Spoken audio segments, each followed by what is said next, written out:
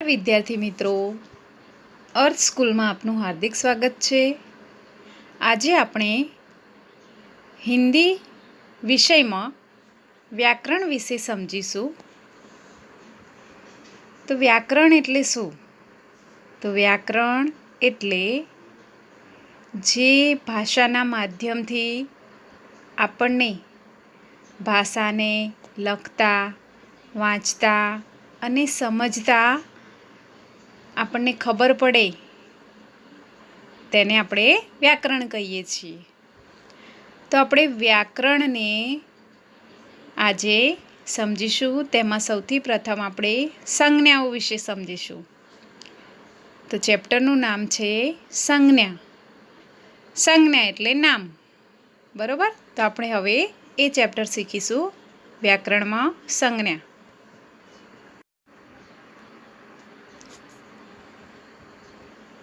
તો હિન્દી વ્યાકરણ સંજ્ઞા। તો વિદ્યાર્થી મિત્રો, આપણે સંજ્ઞાની વ્યાખ્યા સમજીશું કે સંજ્ઞા કોને કહેવાય। तो देखिए ध्यान से। संज्ञा किसी व्यक्ति, वस्तु, स्थान, जाति या गुण का नाम बताने वाले शब्दों को संज्ञा कहते हैं। तो आज છે એની વ્યાખ્યા કે સંજ્ઞા કોને કહેવાય। તો કિસી વ્યક્તિ એટલે કે કોઈ વ્યક્તિ હોય, વસ્તુ હોય, કોઈ સ્થાન હોય, કોઈ જાતિ હોય અથવા કોઈ ગુણના નામ બતાવવા હોય આપણે, તો એ બધા શબ્દોને આપણે સંજ્ઞા કહીએ છીએ। તો અહીંયા ઉદાહરણમાં જુઓ કે રામ। તો રામ એ નામ છે, તો એ શું છે? સંજ્ઞા। બીજું છે ઘોડા, મેજ, દિલ્હી। તો દિલ્હી એ શું છે? સ્થાન છે। મેજ એ વસ્તુ છે। ઘોડા એ જાતિ છે, બરાબર? તો આ રીતે નામ દર્શાવતા શબ્દો હોય તેને આપણે સંજ્ઞા કહીએ છીએ। વ્યક્તિ, વસ્તુ, સ્થાન, જાતિ અને ગુણના નામ બતાવતી જે પણ શબ્દો હોય એને આપણે સંજ્ઞા કહીએ છીએ। વિદ્યાર્થી મિત્રો, અહીંયા एक नोंध आपेली छे। यहाँ ध्यान देने वाली बात यह है कि संज्ञा में वस्तु के अंतर्गत सभी पशु पक्षी, त्योहार, धर्म, दिनों के नाम भी आ जाते हैं। तो અહીંયા આપણે સંજ્ઞામાં પશુ પક્ષી, તહેવાર, ધર્મ અને દિવસોના નામને પણ સંજ્ઞા તરીકે ઓળખી શકીએ છીએ। હવે આપણે સંજ્ઞાના પ્રકાર જોઈએ। તો એને હિન્દીમાં આપણે પ્રકારને ભેદ કહીશું। તો સંજ્ઞા के 5 भेद है। તો સંજ્ઞાના કેટલા પ્રકાર છે? 5। તો નંબર 1 વ્યક્તિવાચક સંજ્ઞા, નંબર 2 જાતિવાચક સંજ્ઞા, નંબર 3 ભાવવાચક સંજ્ઞા, નંબર 4 સમુદાયવાચક સંજ્ઞા અને નંબર 5 દ્રવ્યવાચક સંજ્ઞા। તો ચોથા નંબરમાં જે છે સમુદાયવાચક સંજ્ઞા, એને આપણે સમૂહવાચક સંજ્ઞા પણ કહી શકીએ છીએ। તો હવે આપણે આ બધી સંજ્ઞાઓ વિશે, સંજ્ઞાઓના પ્રકારો વિશે માહિતી મેળવીએ। તો સૌપ્રથમ વ્યક્તિવાચક સંજ્ઞા। તો એની વ્યાખ્યા આપણે સમજીએ, એની પરિભાષા શું થાય कि व्यक्तिवाचक संज्ञा जिस शब्द से किसी विशेष व्यक्ति, वस्तु या स्थान के नाम का बोध हो उन्हें व्यक्तिवाचक संज्ञा कहते हैं। એટલે કે જે શબ્દથી કોઈ વિશેષ વ્યક્તિ, વસ્તુ અથવા તો સ્થાનના નામનું જ્ઞાન થાય, બોધ થાય, તેને આપણે વ્યક્તિવાચક સંજ્ઞા કહીએ છીએ। તો વ્યક્તિવાચક સંજ્ઞા એટલે શું થશે? વિશેષ વ્યક્તિનું નામ હોય, બરાબર, કોઈ વસ્તુનું નામ હોય અથવા તો કોઈ જગ્યાનું નામ હોય તો તે શું કહેવાશે? વ્યક્તિવાચક સંજ્ઞા. જૈસે રમેશ, દિલ્હી, આગ્રા, આમ, ગાંધીજી આદિ. તો આ રીતે આપણે રમેશ એ પણ એક વ્યક્તિવાચક સંજ્ઞા કહેવાય, દિલ્હી એ પણ વ્યક્તિવાચક સંજ્ઞા કહેવાય, આગ્રા, આમ, ગાંધીજી વગેરે. तो विद्यार्थी मित्रों, व्यक्तिवाचक संज्ञा के अंतर्गत सभी व्यक्तियों के नाम, नदियों के नाम, फूलों के नाम, त्योहारों के नाम, शहरों के नाम, फलों के नाम, पर्वतों के नाम, पुस्तकों के नाम आ जाते हैं. तो व्यक्तिवाचक જે સંજ્ઞા છે એમાં શેનો સમાવેશ થઈ શકે છે કે વ્યક્તિઓના નામનો, નદીઓના નામ, પછી ફૂલોના નામ, તહેવારોના નામ, પછી શહેરના નામ, ફળોના નામ, પર્વતોના નામ અને પુસ્તકોના નામ. તો આ બધાનો સમાવેશ શેમાં થશે? વ્યક્તિવાચક સંજ્ઞામાં.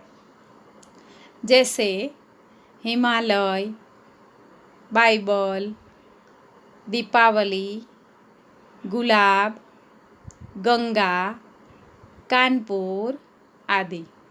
તો હિમાલય શું છે? પર્વત છે. બાઇબલ એક પુસ્તક છે. દીપાવલી એ તહેવાર છે.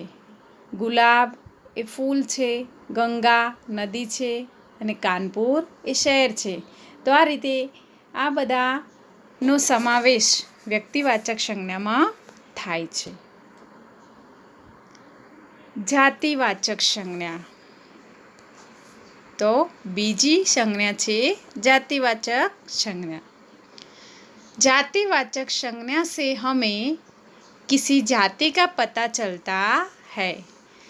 तो अपने जातिवाचक संज्ञाની વ્યાખ્યા શું થશે કે કોઈ જાતિની આપણને ખબર પડે એને આપણે કહીએ છીએ જાતિવાચક સંજ્ઞા. जैसे बच्चे, तो બાળકો એ એક જાતિ કહેવાય છે. પુસ્તક, તેમાં કયું પુસ્તક, પુસ્તકનું નામ એવું નથી. બાળકો તો કોણ બાળક, બાળકનું નામ આપેલું નથી. તો એ આખી જાતિનો અહીંયા ઉલ્લેખ કરવામાં આવ્યો છે. પશુ, ફૂલ આદિ. તો કેટલીક વાર વિદ્યાર્થી મિત્રો તમને કન્ફ્યુઝન થાય છે કે જાતિવાચક સંજ્ઞા અને વ્યક્તિવાચક સંજ્ઞા બંને તમને એક જેવું લાગે છે.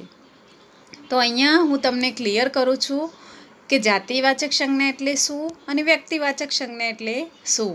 તો આપણે ઉદાહરણ તરીકે લઈએ કે મુझे फल पसंद है.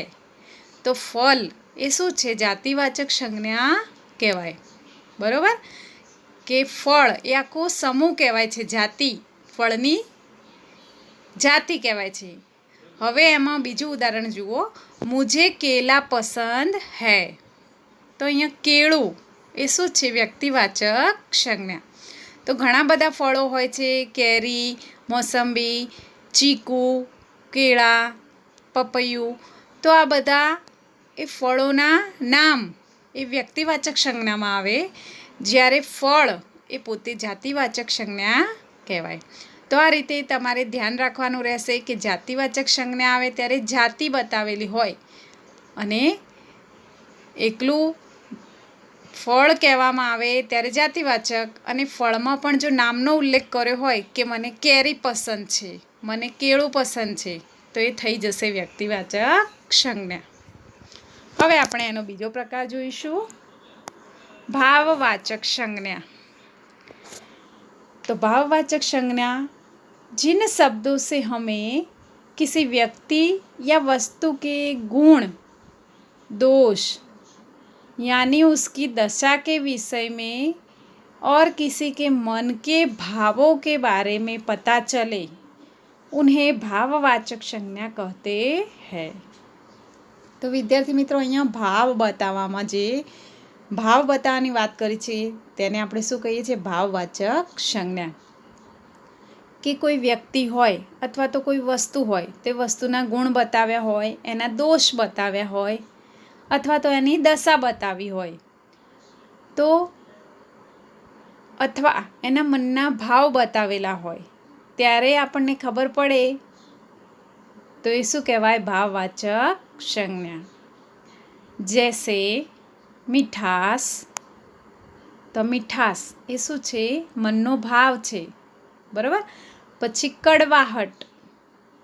કડવાહટ તો એનો દોષ બતાવે છે, પણ ભાવવાચક સંજ્ઞા છે. પછી વીરતા, ઈમાનદારી, ખુશી, દુઃખ, બચપન, બુઢાપા આદિ. તો બચપન એટલે કે બાળપણ, એની દશા, વ્યક્તિની દશા બતાવી છે, એની સ્થિતિ કે અત્યારે કેવી સ્થિતિમાં છે, નાનો છે, વૃદ્ધ છે કે બાળક છે. તો આ બધું ભાવવાચક સંજ્ઞામાં એનો સમાવેશ થાય છે. એ ભાવવાચક સંજ્ઞામાં ભાવ બતાવે કે માણસ ખુશ છે, દુઃખી છે, પછી એના ગુણ બતાવેલા હોય કે ઈમાનદાર છે, એનું સાહસ બતાવ્યું હોય કે વીર છે. તો આ બધા જે શબ્દો આપેલા છે એ બધા ભાવવાચક સંજ્ઞાના છે. તેના પછી સમૂહવાચક સંજ્ઞા, જેને આપણે સમુદાયવાચક સંજ્ઞા પણ કહી શકીએ છીએ. તો જો એની વ્યાખ્યા, जिन शब्दों से हमें किसी समूह का पता चले वो समूहवाचक संज्ञा कहलाते हैं. તો જે શબ્દો દ્વારા આપણને કોઈ સમૂહ એટલે કે જૂથ એની ખબર પડે એટલે આપણે શું કહીશું? સમૂહવાચક સંજ્ઞા. જૈસે ઝુંડ, સભા, સેના આદિ. તો આ બધા એના ઉદાહરણ છે કે કોઈ ટોળું ભેગું થયું હોય, કોઈ સભા ભેગી થઈ હોય, કોઈ સેના જતી હોય. તો આ બધા શબ્દોને આપણે સમૂહવાચક સંજ્ઞા કહી શકીએ છીએ. ત્યાર પછી છે દ્રવ્યવાચક સંજ્ઞા. દ્રવ્ય એટલે તો તમને ખબર જ છે કે કોઈ તત્વ અથવા તો કોઈ ધાતુ.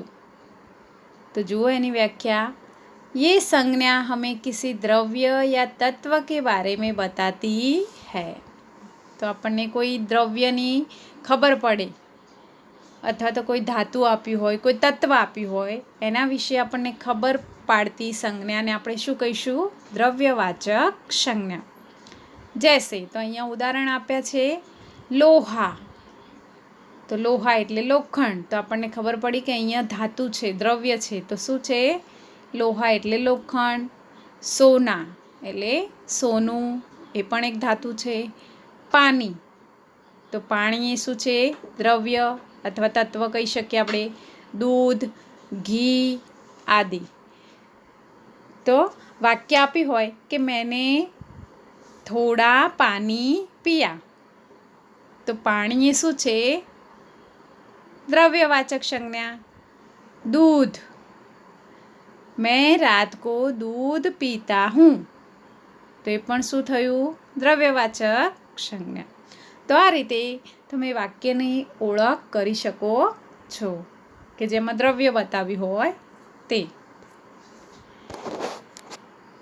તો વિદ્યાર્થી મિત્રો, આપણે સંજ્ઞાઓના પ્રકારો જોયા. એમાં 5 પ્રકાર જોયા. વ્યક્તિવાચક સંજ્ઞા એટલે કે વ્યક્તિઓનો, વ્યક્તિ, વસ્તુ કે સ્થાનનો ઉલ્લેખ થતો હોય તેને શું કહીશું આપણે? વ્યક્તિવાચક સંજ્ઞા. ત્યાર પછી આપણે જોયું જાતિવાચક સંજ્ઞા. તો જાતિવાચક સંજ્ઞા એટલે કે કોઈ જાતિનો ઉલ્લેખ થતો હોય તેને શું કહીશું આપણે? જાતિવાચક સંજ્ઞા. પછી એનો ત્રીજો પ્રકાર જોયો ભાવવાચક સંજ્ઞા. તો ભાવવાચક સંજ્ઞામાં મનના ભાવો બતાવેલા હોય, એનો કોઈ ગુણ બતાવ્યો હોય, કોઈ દોષ બતાવ્યો હોય, તો એ બધાનો સમાવેશ ભાવવાચક સંજ્ઞામાં થાય. ત્યાર પછી આપણે જોયું સમૂહવાચક સંજ્ઞા. તો કોઈ જૂથ બતાવ્યું હોય, સમૂહ બતાવ્યો હોય, તો એવા નામ એને આપણે કહીશું સમૂહવાચક સંજ્ઞા. અને છેલ્લે આપણે 5મો પ્રકાર જોયો દ્રવ્યવાચક સંજ્ઞા.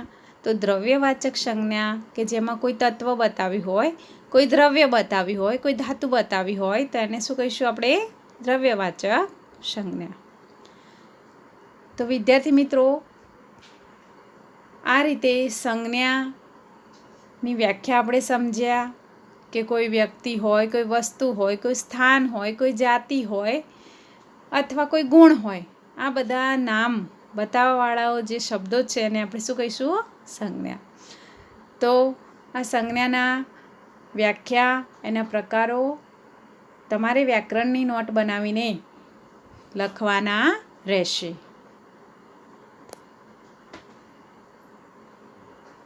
આના પછીનું આપણે બીજું ચેપ્ટર શીખીશું સર્વનામ.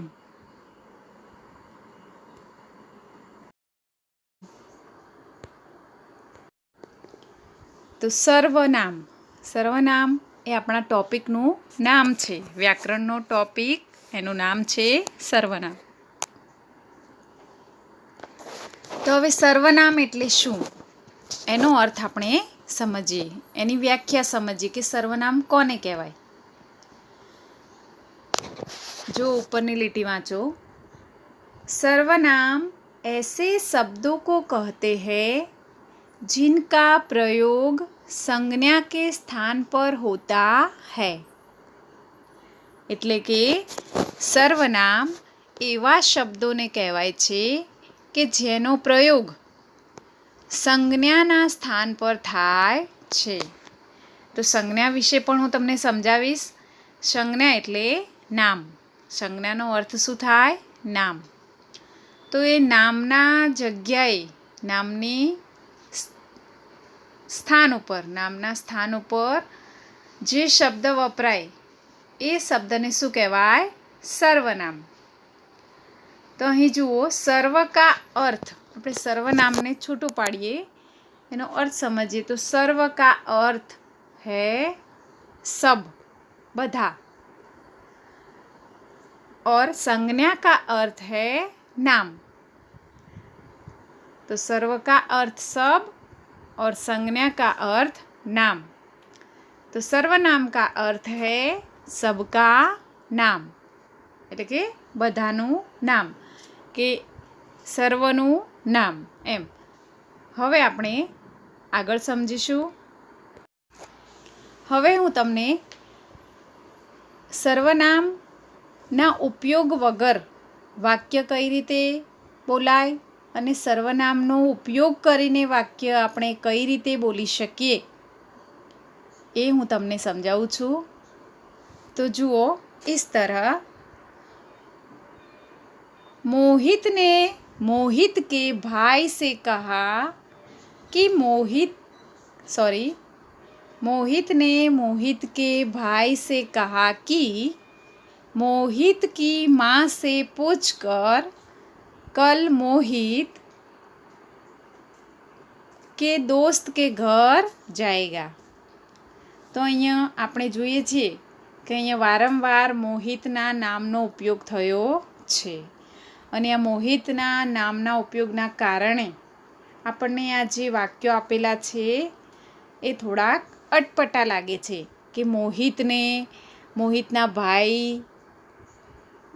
ભાઈને કહ્યું, મોહિતે મોહિતના ભાઈને કહ્યું કે મોહિતની માને પૂછીને એ કાલે મોહિતના જે દોસ્ત છે એના મિત્રના ઘરે જશે. તો અહીંયા વારંવાર મોહિત નામ પ્રયોગ કરવું આપણને થોડુંક અલગ લાગે છે. તો હવે આપણે એનો સર્વનામનો ઉપયોગ કરીને ફરીથી વાક્ય સમજીશું કે સર્વનામનો પ્રયોગ કરવાથી વાક્ય કઈ રીતે બોલાય છે. તો જુઓ, मोहित ने अपने भाई से कहा कि वो माँ से पूछकर कल अपने दोस्त के घर जाएगा. તો જોયું, હવે સર્વનામના ઉપયોગ કરવાથી આપણને કેટલું સરળતાથી વાક્ય સમજાઈ જાય છે. એટલે અહીંયા મોહિતને अपने भाई से कहा, મોહિતે પોતાના ભાઈને કહ્યું, वो माँ से पूछकर कल अपने दोस्त के घर जाएगा. એટલે કે તે માને પૂછીને કાલે પોતાના દોસ્તના ત્યાં જશે. તો અહીંયા अपने એ શબ્દ છે એ સર્વનામ છે. તો અહીંયા સર્વનામનો પ્રયોગ કરીને વાક્ય આપણે સરળતાથી બનાવી શકીએ છીએ. તો વારંવાર આપણે નામનો ઉપયોગ કરવો પડતો નથી. તો વિદ્યાર્થી મિત્રો, હવે આપણે સર્વનામના પ્રકાર જોઈશું. યાની સર્વનામ કે भेद. भेद એટલે प्रकार. तो यहाँ सर्वनाम के 6 भेद दिए गए हैं, तो वो हम देखेंगे. पहला है पुरुषवाचक सर्वनाम, दूसरा निश्चयवाचक सर्वनाम, तीसरा अनिश्चयवाचक सर्वनाम, चौथा प्रश्नवाचक सर्वनाम, पांचवा संबंधवाचक सर्वनाम और छठा निजवाचक सर्वनाम. तो ये 6 प्रकार सर्वनाम के हैं. इन 6 प्रकारों के बारे में हम विस्तार से जानेंगे. तो सबसे पहले हम देखते हैं पुरुषवाचक सर्वनाम. तो पुरुषवाचक सर्वनाम किसे कहते हैं? तो देखिए ध्यान से. जिन सर्वनाम शब्दों का प्रयोग बोलने वाले, सुनने वाले या अन्य व्यक्ति के लिए किया जाता है, वे पुरुषवाचक सर्वनाम कहलाते हैं. जैसे मैं, तुम, वह आदि. तो અહીંયા આપણે પુરુષવાચક સર્વનામ વિશે એની વ્યાખ્યા જોઈએ કે જે સર્વનામ શબ્દોનો પ્રયોગ કરીને બોલવાવાળા, સાંભળવાવાળા તથા અન્ય વ્યક્તિનો પ્રયોગ એમના માટે અન્ય વ્યક્તિ માટે પ્રયોગ કરવામાં આવે એવા શબ્દો, એ શબ્દોને પુરુષવાચક સર્વનામ કહેવામાં આવે છે. કે બોલવાવાળો એટલે કે પોતે, આપણે પોતે બોલતા હોઈએ તો મેંનો પ્રયોગ કરીએ. સુનને વાલે એટલે કે સાંભળવાવાળું કોઈ હોય તો એને આપણે તુમ કહીને સંબોધન કરીએ છીએ. અને અન્ય વ્યક્તિ એટલે કે વહ. તો આ બધા મેં, તુમ, વહ એ શું છે? પુરુષવાચક સર્વનામ.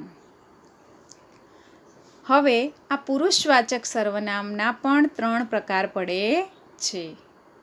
तो पुरुषवाचक सर्वनाम के 3 प्रकार है: उत्तम पुरुष, मध्यम पुरुष, अन्य पुरुष.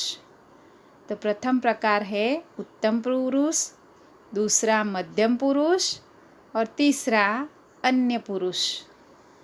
तो अब हम इसके बारे में भी जानेंगे. तो सबसे पहले उत्तम पुरुष. तो उत्तम पुरुष की व्याख्या देखते हैं हम. जिस सर्वनाम को बोलने या लिखने वाला अपने लिए प्रयोग करता है उसे उत्तम पुरुष कहते हैं. तो અહીંયા જે સર્વનામ ને બોલવા માટે બોલવાવાળો યા લખવાવાળો કોઈ વ્યક્તિ પોતાનો પ્રયોગ કરતો હોય, પોતાના માટે સર્વનામ વાપરતો હોય તો એને ઉત્તમ પુરુષ કહેવાય છે. કે પોતે જે કાર્ય કરતો હોય એને એ શબ્દનો પ્રયોગ કરતો હોય તો એના માટે વપરાય છે ઉત્તમ પુરુષ. તો અહીંયા ઉદાહરણ રૂપે આપણે જોઈએ કે મેં ટીવી દેખૂંગા. મેં ટીવી દેખૂંગા. તો અહીંયા આપણે પોતે કહીએ છીએ કે હું ટીવી જોઈશ. બીજું ઉદાહરણ જુઓ. હમ 5वीं कक्षा के छात्र है. તો અહીંયા બંને વિદ્યાર્થીઓ છે એ પોતે બીજો પુરુષ છે એટલે કે બીજાના માટે વાત થઈ રહી છે. તો અમે 5મા ધોરણના વિદ્યાર્થીઓ છીએ. ત્રીજું ઉદાહરણ જુઓ. મેરા નામ અનિલ હૈ. તો અહીંયા મારું નામ અનિલ છે. તો અહીંયા પણ પોતાના માટે જ વાત કરવામાં આવી છે. અહીંયા પણ હમ એટલે કે પોતાના માટે જ કહેવામાં આવ્યું છે કે અમે, અને અહીંયા છે મેં.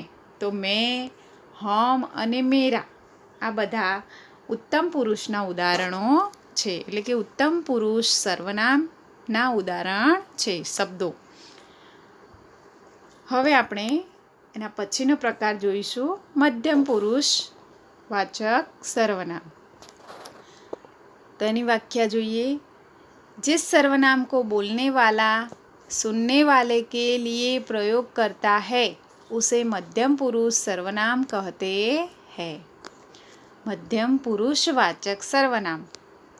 तो जिस सर्वनाम को बोलने वाला એટલે કે જે સર્વનામને બોલવાવાળા સાંભળવાવાળા માટે પ્રયોગ કરતા હોય તેને મધ્યમ પુરુષ વાચક સર્વનામ કહેવાય। તો ઉદાહરણમાં જુઓ, તુમ ચિત્ર બનાવો। તો અહીંયા ઉદાહરણમાં એક સ્ત્રી એક બાળકને કહી રહી છે કે તુમ ચિત્ર બનાવો, એટલે કે તું ચિત્ર દોર। તો અહીંયા બોલવાવાળી વ્યક્તિ સાંભળવાવાળી વ્યક્તિને કહી રહી છે। એના પછીનું ઉદાહરણ જુઓ, આપ ઇધર બેઠીએ। તો અહીંયા તમે અહીંયા બેસો। તો આ પણ બોલવાવાળી વ્યક્તિ સાંભળવાવાળી વ્યક્તિને કહી રહી છે કે તમે અહીંયા બેસો। તો આ બંને ઉદાહરણ મધ્યમ પુરુષ વાચક સર્વનામ કહેવાય છે। હવે આપણે પુરુષવાચક સર્વનામનો ત્રીજો પ્રકાર જોઈશું। तो ये छे अन्य पुरुषवाचक सर्वनाम।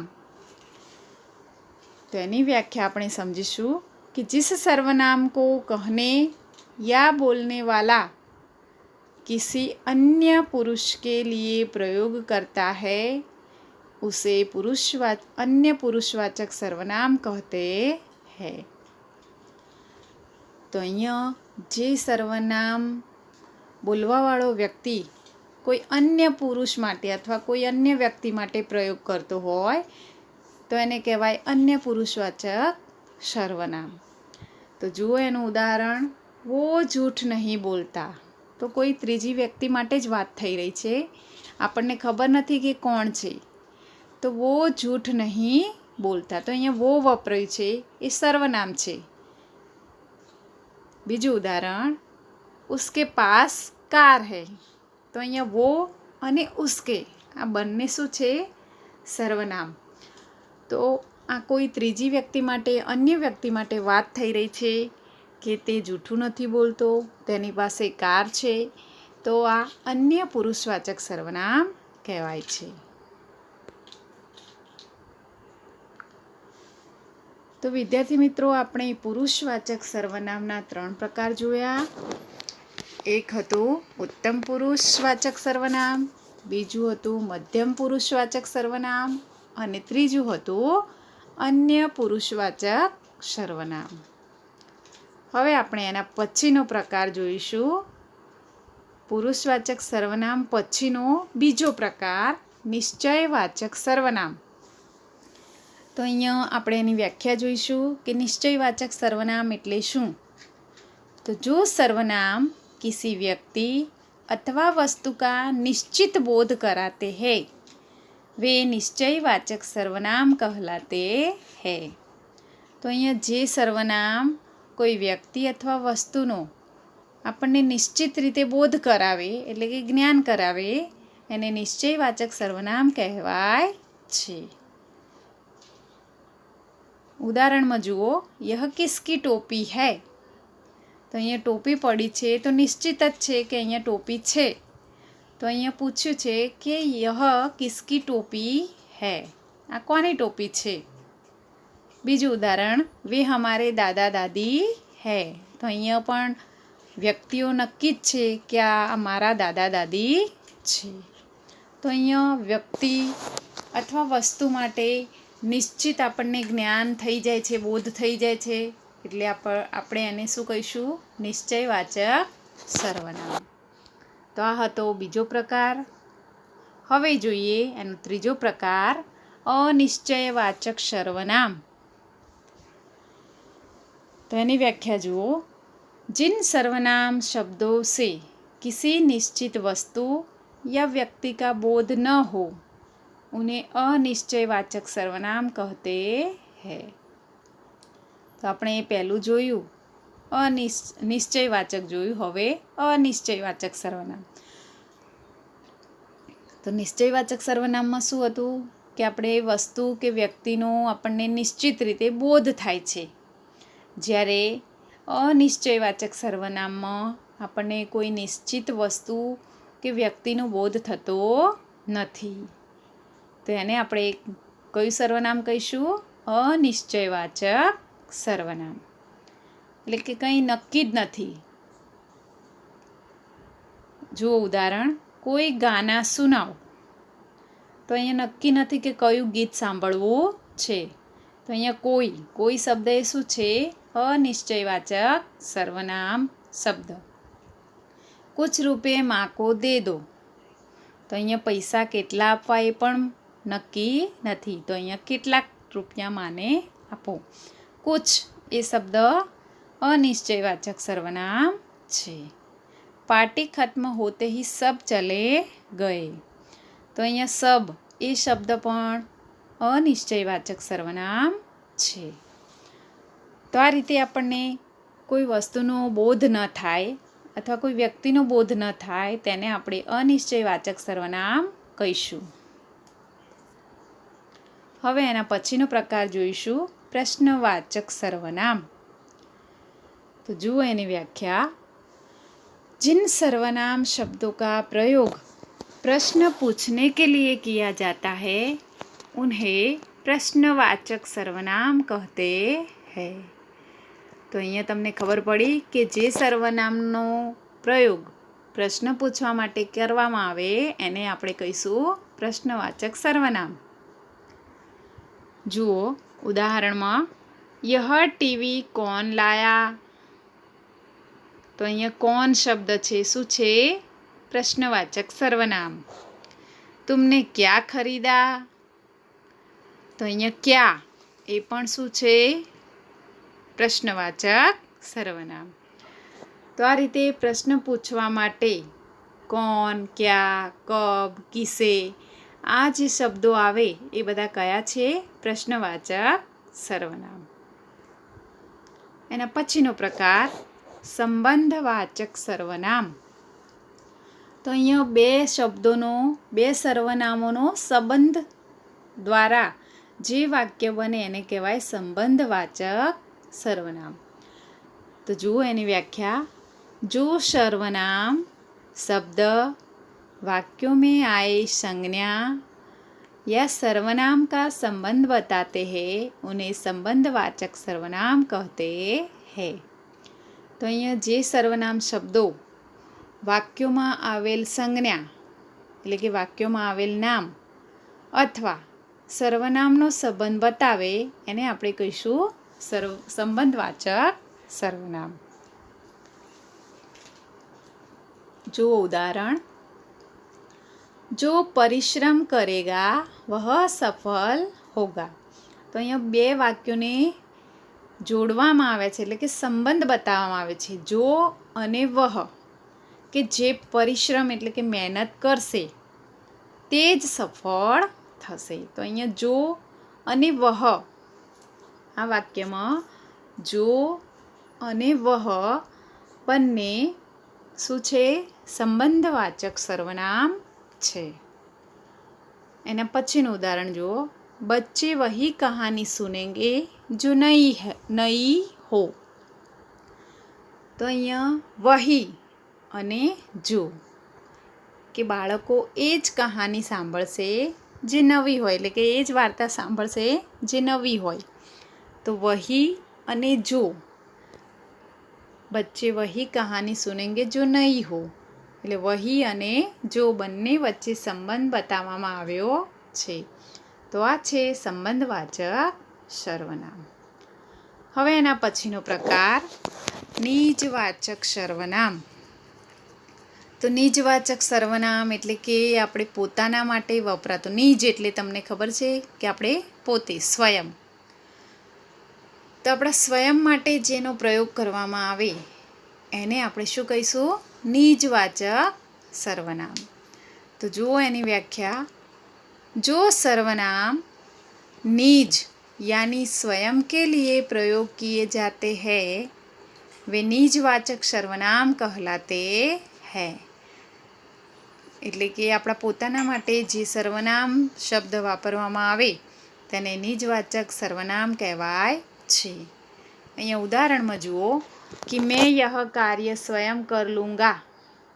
मैं यह कार्य स्वयं, तो स्वयं એ શબ્દ શું છે? નિજવાચક સર્વનામ। એના પછીનું ઉદાહરણ वह खुद ही चला गया। તો અહીંયા खुद એ પણ શું છે? નિજવાચક સર્વનામ कि वह खुद ही चला गया। તો આ રીતે સર્વનામના પ્રકારો આપણે જોયા, એટલે કે સર્વનામ કે ભેદ। તો પહેલો પ્રકાર આપણે કયો જોયો? પુરુષવાચક સર્વનામ। એના પણ આપણે 3 પ્રકાર જોયા, બરોબર? उत्तम पुरुष, मध्यम पुरुष, अन्य पुरुष। तो उत्तम पुरुष विषे पण आपणे समझ्या कि जिस सर्वनाम को बोलने या लिखने वाला अपने लिए प्रयोग करता है उसे उत्तम पुरुष कहते हैं। बीजू जोयुं मध्यम पुरुषवाचक सर्वनाम। तो जिस सर्वनाम को बोलने वाला सुनने वाले के लिए प्रयोग करता है उसे मध्यम पुरुषवाचक सर्वनाम कहते हैं। एना पछीनो प्रकार अन्य पुरुषवाचक सर्वनाम। तो जिस सर्वनाम को कहने या बोलने वाला किसी अन्य पुरुष के लिए प्रयोग करता है उसे अन्य पुरुषवाचक सर्वनाम कहते हैं। ત્યાર પછી આપણે બીજો પ્રકાર જોયો નિશ્ચયવાચક सर्वनाम। तो निश्चयवाचक सर्वनाम जो सर्वनाम किसी व्यक्ति अथवा वस्तु का निश्चित बोध कराते हैं वे निश्चयवाचक सर्वनाम कहलाते हैं। ત્યાર પછી अनिश्चयवाचक सर्वनाम। तो जिन सर्वनाम शब्दों से किसी निश्चित वस्तु या व्यक्ति का बोध न हो उन्हें अनिश्चयवाचक सर्वनाम कहते हैं। એના પછી છે પ્રશ્નવાચક सर्वनाम, એટલે કે જેનાથી આપણે પ્રશ્નો પૂછીને बात करी सके। तो जिन सर्वनाम शब्दों का प्रयोग प्रश्न पूछने के लिए किया जाता है उन्हें प्रश्नवाचक सर्वनाम कहते हैं। ત્યાર પછી આપણે જોયું કે સંબંધવાચક सर्वनाम। તો બે વાક્યોને જોડવા માટે, એનો સંબંધ બનાવવા માટે જે શબ્દો વપરાય, જે સર્વનામો વપરાય તેને કહેવાય संबंधवाचक सर्वनाम। तो जो सर्वनाम शब्द वाक्यों में आए संज्ञा या सर्वनाम का संबंध बताते हैं उन्हें संबंधवाचक सर्वनाम कहते हैं। निजवाचक सर्वनाम। तो निजवाचक सर्वनाम माटे जो सर्वनाम निज यानी स्वयं के लिए प्रयोग किए जाते हैं वे निजवाचक सर्वनाम कहलाते हैं। तो आ रीते આપણે એના પ્રકારો જોયા। તમારે ધ્યાનપૂર્વક આ બધા જ પ્રકારોને યાદ રાખવાના છે, એની વ્યાખ્યા પણ યાદ રાખવાની છે। અને હું પીડીએફમાં જે પણ લેખન કાર્ય આપું એ તમારે સુવાચ્ય અક્ષરે લખવા